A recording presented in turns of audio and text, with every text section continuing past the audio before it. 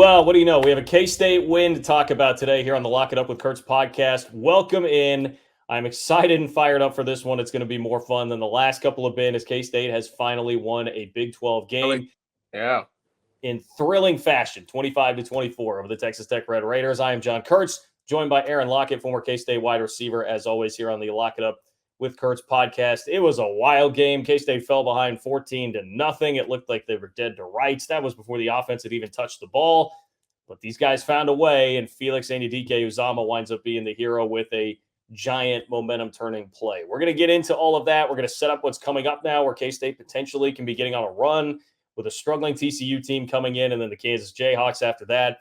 But I do need to remind you first, if you're hitting up the celebratory drinks, which you should be, okay, and if you're headed back out to Bill Snyder Family Stadium, which you also should be on Saturday, make sure and bring the 360 vodka, whatever it is that you guys want. This tailgate time, still fairly early, right? So if you're trying to do screwdrivers, whatever it is, they can hit you up with all kinds of cocktail creations, craft cocktails, batch drinks, infusions. 360 vodka will hook you up.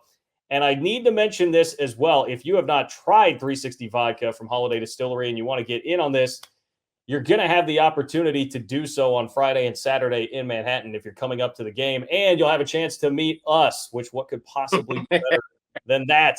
We're going to be doing a couple of live shows, one on Friday night. So Friday at Rockin' K's. It's right across the street from Bill Snyder Family Stadium, just across Kimball, attached to the Foundation building, which is a really cool spot. But 7 to 9 on Friday, we're doing a live show starting at 8, but at 7 o'clock, you can hang out as well. The KC Catbackers will be there. It's free. You'll have food and drink provided. Again, I mentioned you'll probably be able to try some of that 360 vodka potentially there as well. So it's going to be a really good time. We're going to have some K-State athletes there and doing a live podcast. Bethany Bowman from Sports in Kansas will be joining me for that. So really looking forward to that. And then on Saturday, you get Aaron and I for just basically an extended version of the Lock It Up with Kurtz podcast. We'll be doing some pregame. We've got 90 minutes. We'll have, again, some guests on hand for that as well. And that starts at 12:30. So 12:30 to 2, if you're going to be hanging out, it's at the K Club Tailgate. Big weekend, K Club, with a lot of former athletes back around. It's going to be awesome. And I am so looking forward to that, to get out among the fans and get ready to tailgate for K-State and TCU. And a little more juice in everybody's step now that the Wildcats have won. Aaron, I really feel like that's what this is, man. I mean, it was not pretty, and the start is certainly not something that you want. 12 penalties is not something that you want. But at the end of the day, this team just so desperately needed a win, and they got it, and they're now 4-3, and that is just where I want to start. Like, before we break anything down, this team, you could just feel, I could certainly feel being around it with the media stuff throughout the week, that they knew it was kind of a must-win game and just desperately needed a W, and I think this can, like, release some pressure that they finally got that. No, I agree. It was a must-win by far, and it was just nice to see a victory.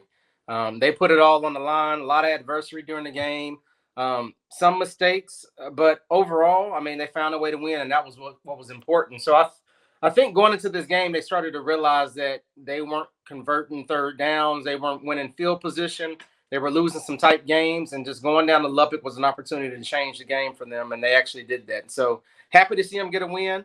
Like I said, blood, sweat, and tears, but they got it done. I think K-State Nation was behind them, and excited to see them playing going forward now. Yeah, and I'll be honest, K-State Nation, just judging the pulse of everybody on Twitter, pretty frustrated there at the beginning of the game because, I mean, it's 14-0 before you can blink. And this is a team that has struggled with slow starts. The Iowa State game before that, I mean, it's 10-0. Breece Hall hits you up for a 75-yard touchdown on the first play of the game. This time it took Texas Tech 2 plays to go 75 yards, not just one, but then you fumble the kickoff, and then they score on a 4th and goal right after it. And it was not an easy scenario that K-State put themselves in, but man, these kids and these guys, like, with the weight of the world on their shoulders, they found a way to really get it turned around. And I mean, Aaron, when you're a player and you're going through that, like, these guys aren't dumb. They know what the talk and the narrative kind of is around the team. Right. Even during the week, in the build up to the game, we had Chris Kleiman mentioning, like, hey, we need to be more positive, and took some flack for basically saying that the media needed to be more positive and the fans needed to be more positive. So when you have all that surrounding you, like, it really is hard to stay positive and keep your head in it when it's like a here we go again kind of a thing, falling behind 14-0. By the way, to a Texas Tech team that, yes, I know did just fire their coach after this loss, but they were 5-2. I mean, it's not like Texas Tech was a team that wasn't used to winning games this year too. So I want to emphasize, like, how much credit they deserve for getting that turned around. Yeah.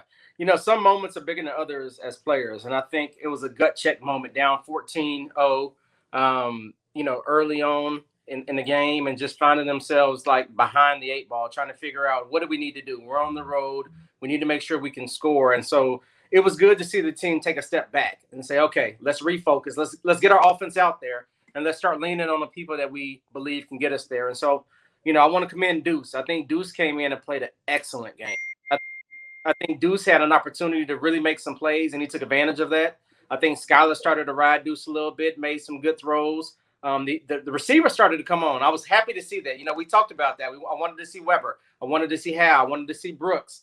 I wanted to see all the guys go out there and start making plays, and they made some crucial third down plays. And so, for the most part, I think we took the jab early on from Texas Tech, found our groove, and started to find ourselves getting back into the game. Yeah, and if we're going to talk about this game, Aaron, I mean, the thing that we have to talk about is Felix Anudike-Uzomah, who had, the play of the game, and to me, the play of the season so far, frankly, because, yes, K-State won 3 games at the beginning of the year, and it was great to beat Stanford. The Nevada win was really nice, particularly without Skylar Thompson, but the season was like teetering on the brink, and if you lose this game, I think things could be going off the rails for the rest of the year, and you're talking about just fighting and scrapping to even have a chance at bowl eligibility. Now you keep alive the possibility of a 7 or an 8-win season with how much of a roll you can get on here, starting with this game. And it's 24-10. So K-State did kind of weather the storm after it's 10-0, but still 24-10 at halftime. Yeah. And the offense comes out immediately in the third quarter and does the 3-and-out thing again. I tweeted third quarter 3-and-out, like that's been an issue. The offense has really had troubles on those first drives of the third quarter when you feel like, okay, the offense gets the ball to start the second half. It just hasn't been there. And you're thinking like, man, again, here we go again. But you have Ty Zentner booming a 63-yard punt that pins Texas deep, which absolutely deserves to get mentioned. And I have more praise for him coming for some other moves that he made in the game as well. But, man, Felix Anudike-Uzomah just blasts through an offensive lineman and gets a safety, tackles the running back in the end zone, and that was the turning point. K-State had juice. They had life. They went down and scored a touchdown. And from then on, K-State absolutely controlled the game. You could just sense, like it was one of those plays that not only just the significance of where it was at in the game and what it did to the score, making it 24-12, but it was more just like watching that play and the way that it happened. It was like, man, that was one hell of a play. Like you don't see a guy do that. And it was interesting listening to him talk after the game about how that was all like film study. They knew that in that formation with that kind of a play, the offensive line wasn't going to pay that much attention. He came to the inside. He broke it all down like that. That had been coached into him. They saw it on film, and it all came to fruition with a guy who's potentially an NFL player. I cannot say enough good things about, one, how impressive the play was individually, and just two, how significant it was to the game in K-State's season. Yeah, true definition of game changer. That play was significant not only for this game, but as you just mentioned, for their season.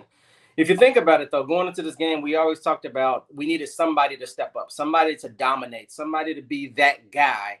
And that play right there solidified his position on this team right now for all the plays he's made up to this date. And so we were looking for somebody to be the hero. He was the hero. You take it how it comes. Not only did he get a stop, but he also gave us points, gave us the ball back. It was just one of those moments to where you felt the shift take place. And then Texas Tech was just trying to hold on from there. But, I was impressed to see the play. It was actually a one-on-one play, right? And so you look for one of those plays where, did he get help from teammates? He took it upon himself and became a game changer. And so I was happy to see that. I expect more of that from more people on the team, right? That's just one of those situations where, hey, if you can dominate your position, let's start dominating. Let's start getting on a roll. And so hopefully that's a starter for K-State around some of those game-changing plays. Yeah, and I think it set the tone for the defense really too, which, from 24-10 at the half, they didn't give up a point after that, which, it just seemed to ignite the defense. And that's another area of the team that really needed to turn itself around after 3 pretty bad games. I think it's fair to say, like, they had really struggled over the last 3 weeks, particularly against the quarterbacks that they went up against. And they made plays. They found a way to get an interception. They got a safety. It just lit a spark under everybody. Back when you were playing, like, is that something that can really permeate a sideline? Like, what is that effect like when somebody steps up and makes an incredible individual play? How much can that really carry over? Oh, yeah. I think the offense is always motivated by the defense. Anytime they can hurry up and get off the field and give us field position, that's something that you take advantage of. And so whether it's a turnover, whether it's a big-time return, whatever it is, the offensive job is to come out there and strike early and strike often. And so The defense historically had a little bit of trouble getting off on third downs. We had mentioned that over the last couple of games, but I think they put their foot in the ground here in the second half and started to give us some field position. And so offensively, all you start doing is leaning on your guys, right? And so, like you said, we found Knowles a couple of times. You find Brooks. And then you start giving Deuce the ball, and Deuce is doing what he does best, right? Get him in the open space. We talked about that, and let him work his magic. And that's exactly what he's doing. And so I think we found our groove. We started to see hot pockets in the last couple of games of things working, but not all the way together. And so I think this game in the second half, we started to see what it really looks like when it gels. And so, as you just mentioned, coming from 24-10 to come all the way back to make it 25-24 is something they should really be proud of.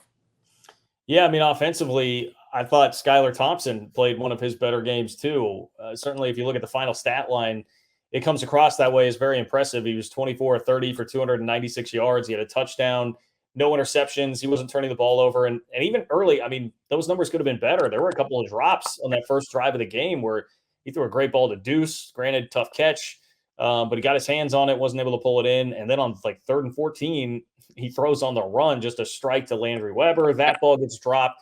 So, but it just felt like he was pretty dialed in. There was maybe a drive or two in the first half where it faltered a little bit. May have missed an open Daniel Matterbebe for a touchdown, but the rest of the game pretty good. And he was distributing the ball. I mean, Aaron, you're a former wide receiver, so I assume you're cool with the backs and the running backs getting involved and helping out. But man, they completed a pass to 11 players. And when you think about the K-State offense, you don't think about one being an offense that's going to be hitting 300 yards passing, basically game in, game out. But, I mean, they've shown the ability to do that multiple times this year. And you certainly don't think of them being like spread it around to 11 different receivers and backs, whoever it's going to be. I mean, that part, I was astonished to look at the stat sheet after the game and be like, man, 11 different players. That is pretty crazy and unique from the K-State offense. Well, one of the things that they're known for, this year is a rotation, right? And so whether it's Warner out there or Landry or all the other receivers, tight ends, running backs, I mean, they have enough people playing out there to where you have an opportunity to spread the ball around. And so historically, it's always been 2 or 3 receivers that's just been your mainstay. And so it's good to see them get a rotation and get some more talent out there on the field overall. But ultimately, one thing I'm looking at is every time Skylar gets hit, I'm just hoping he gets up, right? Just because of the history there. And so I saw a couple of late hits where I can see him barking at the refs and he's like, give me a chance, give me a break, And so, that's one of the things we're going to have to look after because I imagine a lot of teams will start taking, I'm not going to call them cheap shots, but they're going to take any chance they can to knock him down, knowing that he may be fragile getting back up. And so I think the line would take that as a challenge. They'll continue to block for him. Like I said, he's moving around pretty well. Once again, he made the throws that we expected him to make. If you look at the OU game and you look at his last game with Texas Tech, I mean, when he throws the ball, he's giving us a chance to really be successful. And so pretty careful with the ball. He had a high throw to Knowles a couple of games ago that got intercepted. But overall, he's been a good steward of the ball. And so I expect to see, him get more comfortable as he gets out there. Like I said, we've got to remember, though, we keep saying this, though, but he's coming off injury. Last year, he was coming off injury. And so he's only had a couple of games where he felt like himself out there. And so, those are the games where we've seen him really gel together. But once again, I'm a big fan of leaning on the run game when we need to, right? Turn around and hand that ball off. Let's get 3 to 4 yards. Let's make it 3rd and 3, and then we can take some deep shots. And so I think we're starting to, I say hit our groove, right? Because over the last 3 or 4 games, we've seen enough plays where we know we can put it together. It's just a matter of can we score enough points and give our defense a chance to get off the field. I think it's a great point about Skylar and getting more comfortable. And I heard Chris Kleiman say that at his press conference on Tuesday this week. Kind of the same deal. Like, hey, I mean, remember, guys, like he is still coming back. And you can see, I mean, I don't think he's really confident running the ball. I mean, they run him a little bit, but it doesn't look like he has the same level of athleticism and just one cut and go, kind of like he had before. So I don't think that part of his game is there as much, but if you're throwing for 300 yards and you have Deuce Vaughn to hand the ball off to, it doesn't matter as much. And so I think we are seeing that effect. And, to that point, if you would have told me before the game, Texas Tech had a pretty bad rush defense. They got absolutely obliterated, for instance, by TCU a couple of weeks ago. And if you would have told me K-State only rushed for 81 yards, I would have said, well, there's no way they're winning this game. But they did because they're airing it out for almost 300 yards, which goes against the grain and against what you think of with the Courtney Messingham offense and what it is that they have. Now, if there's a bone to pick here, it's the penalties and the sloppiness because 12 penalties for 93 yards is just way, way, way too much. It's funny, Aaron. I actually remember I went and looked it up in an old media guide not that long ago. But I always talk about when I was a kid, I remember like the late 90s, early 2000s K-State teams that Snyder had. Like, you guys were so good and so talented, penalized very often, but there was the talent to make up for it, right? So you had that margin for error. This team does not have that margin for error with the talent gap. And so you can't be putting together 12 penalty, 93-yard games and expect to consistently win. So, I mean, they are going to have to get that part cleaned up. No, you're right. I mean, the depth is not there, this year overall. And so you've got to be more error free. You can't make those silly mistakes. And so you've got to take ownership as a player to make sure you're not the guy making a mistake. And if everybody can do that, then I think that limits the penalties overall for the whole team. But ultimately, there's talent there. There's enough talent that we can lean on. And so, like I said, leaning on Deuce and leaning on Irvin, I think if we can just figure out how to utilize those guys in space, that really gives us a chance.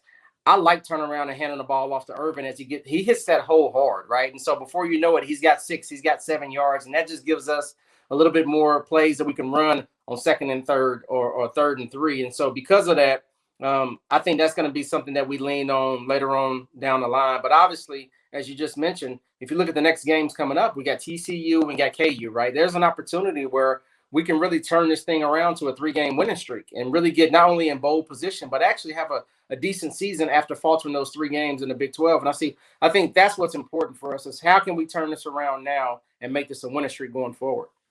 Yeah, and definitely want to touch on that here in just a second because I'm 100% with you. I think the outlook of the season just changed very drastically by simply having that win. And that's why, although there are other frustrations there, you have to take a step back, I think, and kind of look at the bigger picture here. But you brought up Deuce and like how they're using him.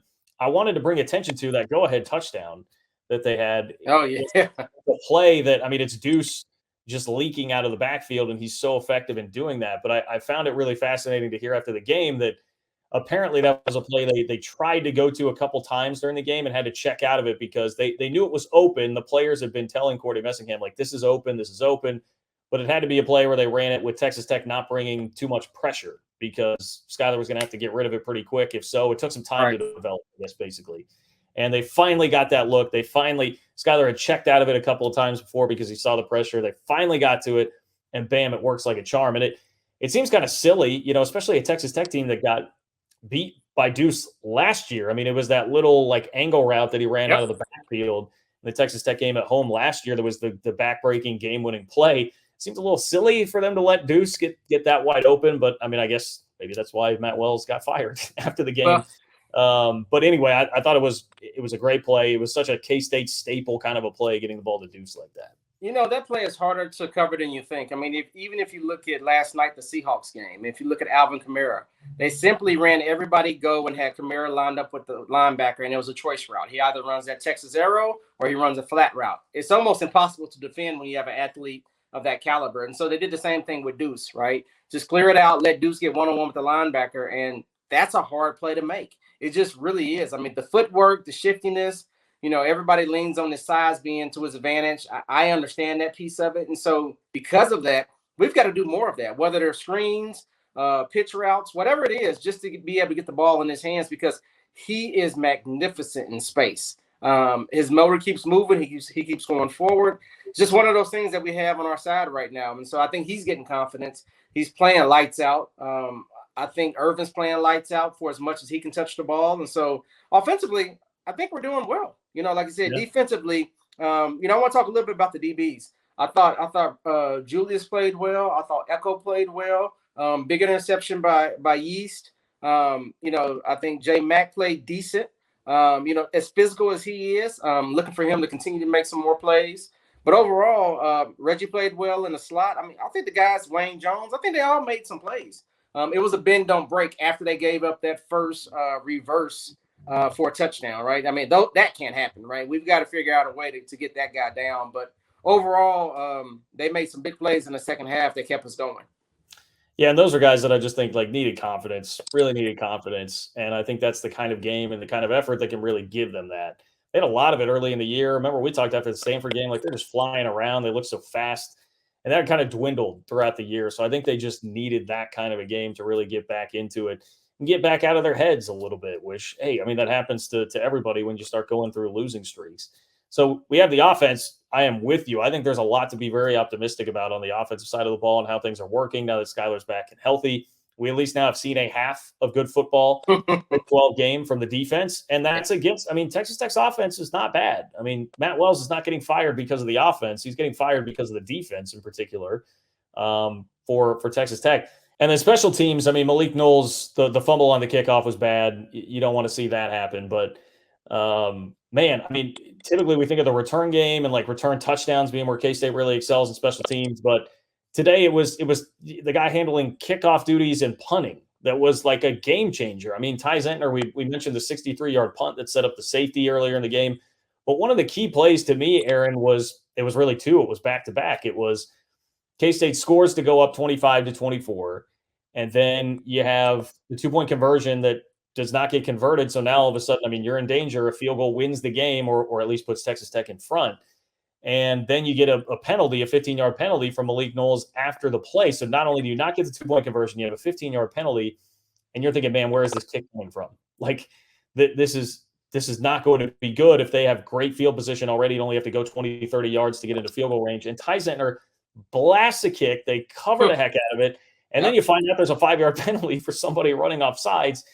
And he has to do it again. And he kicked it even further the second time. And again, they covered it. Like that to me is one of the most unheralded plays that you'll think about from this game. But it was so massively important to not, for momentum's sake and just for practicality's sake, give Texas Tech good field position after what had just happened. No, you're right. And once again, we talk about do what you're good at, right? And so, for Ty, that was an opportunity to go out there and showcase why he's on the field. And so special teams is a big part of Kansas State football, no matter how you look at it. And so, yes, we had the fumble on kickoff return, but there was some excellent punt coverage down in the ball on the 1-yard line. All of those things have helped us with field position. And we always talked about if you're not able to score points and you can stop them from scoring, at least get the field position. And so I think we started to see if you can stop them on the one, we can turn around, you can get a safety. There's all kind of things that can happen from that. And so excited to see special teams pick it up as well. Like I said, that was a win that wasn't pretty, but we'll take it, right? And it was a lot prettier than OU's win, right? They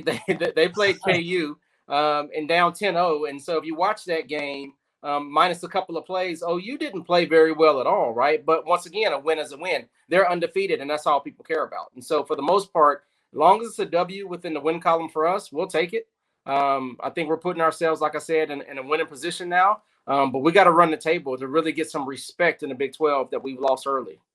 Yeah, especially a road win and just a win against a team in that middle of the Big 12. I mean, there's not a lot that separates most of the teams in the middle of the Big 12, and you're going to take any one of those wins any way you can get them. And to go back now to a point that you made when you kind of zoom out and look big picture now at the season, it's easy to see a path to where all of a sudden you feel way better about where this team and where the program is at. And that is kind of what happened in 2019, where it was 3 wins, 2 losses, a couple wins, a couple losses. And now we're seeing that sort of thing potentially on the table here. So K-State has TCU coming in. If you win that game, Kansas is next. And yes, the Jayhawks certainly showed some life. I mean, they deserve credit for what they did against Oklahoma. Absolutely. But that's a very winnable game in Lawrence. TCU right now is reeling. I mean, they've lost 4 of 5, and they just lost to a 2-4 West Virginia team. And that was a 2-4 West Virginia team after they ran the opening kickback for a touchdown. So like TCU against a bad team is up 7-0 right away. And they just could not do much the rest of the way. Gary Patterson, their head coach, he's been going on media diatribes about columnists telling him he should be fired or that TCU should move on, or complaining about the fight, a little skirmish after the SMU game. It seems like they're very distracted, and they're not a very good team right now. So all of a sudden you have this opportunity with a home game. I'm sure the crowd will be pretty good once again. I think some of the excitement at least is regained back, captured again by the win at Texas Tech. Like, this is a real opportunity here to rip off a couple of wins. And then the team after that, I was just talking about West Virginia being 2-4. That's who's next on the schedule. So, I mean, you can see 6-3 pretty easily here, but obviously it starts with taking care of business on Saturday against TCU. Yeah. TCU has a good running back, right? And so 33, he'll run the ball down your throat. Tay Barber's a nice, speedy guy on the outside. It's in the slot. we've got to be careful. Like you said, Gary Patterson knows how Kansas State plays football. Obviously, he has ties back to Kansas State, and so this would be a little bit personal for him. If you're not wearing purple on Saturday, I don't know who you're rooting for, but you're not at the right game because they'll be purple crazy. And so just looking forward to us going out there and playing the kind of ball we can. We need to win back home, right? We need to win in Bill Snyder Stadium. That's overdue. And so looking for the guys to really play lights out come this Saturday. Yeah, you mentioned the key there with TCU. They have an explosive offense, and it's really driven by the running game. Zach Evans was the number one running back in his class, actually coming out of high school, like 5-star, really, really good player. And he's not the only one. I mean, they're pretty deep stable of backs, and that's typical TCU. I mean, you think of a stingy defense and really good skill talent on offense. Max Duggan's been kind of shaky at quarterback, but really, if you look at his numbers, he's actually been pretty productive this year. So their offense has been good. It's their defense that's been a big issue for them. But a very, very winnable game, and a program that Chris Kleiman has had the number of, and it's been weird. I mean, watching Kleiman go through the first couple of years in the Big 12, he has dominated a lot of teams, and then on the flip side has been dominated by some. They can't seem to beat West Virginia, but yet he has beaten TCU and Texas Tech every time he has faced them. So the history at least points toward, okay, K-State should be in pretty good position in this game, at least against TCU. But yeah, to me, that's the key. Keep the offense rolling. Keep doing what you've been doing, finding ways to move the ball, which has not really been too much of a problem when they're not turning it over right now. And then the defense is just going to have to worry about not giving up the explosive plays in the running game to what TCU is going to bring to town. Yeah, I'm with you. All I'm looking for is for them not to score in the first 2 plays of the game. Yeah. I think we can't give up a 75-yard run. We can't give up a 45-yard reverse in the first couple of plays of the game. We need to figure out how to get settled in. And then from there, I think we've got a good chance to win the game. Yeah, because, I mean, if I'm TCU, I'm thinking about that. I'm thinking about the shot plays. Oh, yeah. The early home runs, right? Yeah, like, why not? I mean, go take your shot at these guys. They've been struggling in that department. So Gary Patterson, he's a good coach. I mean, it may be, that could be a whole other debate. Is it time for TCU to move on from Gary Patterson? Feels like in some ways their fans view it similarly to Bill Snyder at the end of his run, Bill Snyder 2.0, but he's still a good coach. Like that's still a guy that can certainly beat you. And the Big 12 is just kind of like that right now with some results that you can't totally figure out. I mean, Texas Tech beats West Virginia. TCU smashes Texas Tech. K-State then gets Texas Tech. It's kind of all over the place in the middle of the Big 12. And then obviously you have your pack up at the top competing for a Big 12 championship. But hey, we'll have some fun on Saturday with it. K-State and TCU at Bill Snyder Family Stadium. I do want to remind you, if you want to come out and meet us, talk some football with us, listen to an extended pregame show. We'll be doing a 90-minute pregame show from 12:30 to 2 at the K Club Tailgate on Saturday. That'll be Aaron and I. Bethany Bowman is going to be hanging out with us as well from Sports in Kansas. We have some special guests lined up. I can't reveal the totality of that lineup right now, but it should be very, very cool. Something that you'll want to be hanging out for. And I mean, the K Club Tailgate, we're talking about a lot of former athletes that are going to be there as well. So that will be the spot to be on Saturday before K-State and TCU. We'd appreciate it if you show up. And then on Friday, if you're going to be in town on Friday before the game, which I would imagine a lot of people will be, considering it's not a late game, right? A 2:30 start on Saturday. Come join us at Rockin' K's. It's right across the street from Bill Snyder Family Stadium, just across Kimball, the Foundation building, the nice, new, pretty shiny building that's across from the football stadium. Rockin' K's attached to there. We're going to be hanging out from 7 to 9. We'll do a live show starting at 8. A little more big picture on K-State athletics, where the state of the program is for all the different sports at K-State. But the KC Catbackers will be there. 360 Vodka is going to be there. It'll be a really good time. Food and drink provided. It's free. I should have mentioned that first. It's free. Okay, you don't need to pay anything to come hang out and talk some football with us. Would love to see a bunch of you guys there hanging out with us. So for Aaron Lockett, I am John Kurtz. Aaron, I guess I should ask if you have any final parting words here for the people about K-State TCU, or what's going to happen at the tailgate, or whatever. No, I'm just excited for the tailgate. Like I said, get an opportunity to talk to some other student athletes from other sports. I think it's always interesting to see what they have going on as their season gets ready to start as well. From a football standpoint, just looking for us offensively to go out there and score some points. I would love to see a 35 to 40-point game for us. And so hopefully that's on the horizon. Looking forward to those guys continuing to play well, and let's go out there and get a win. Yep, time to get on a roll here. And K-State certainly can. All right, it's going to do it for us here on the Lock It Up with Kurtz podcast. For Tucker Franklin, behind the scenes, appreciate all of his work. For Aaron Lockett, I am John Kurtz. Thanks for listening to the Lock It Up with Kurtz podcast. We'll see you on Friday and Saturday in MHK.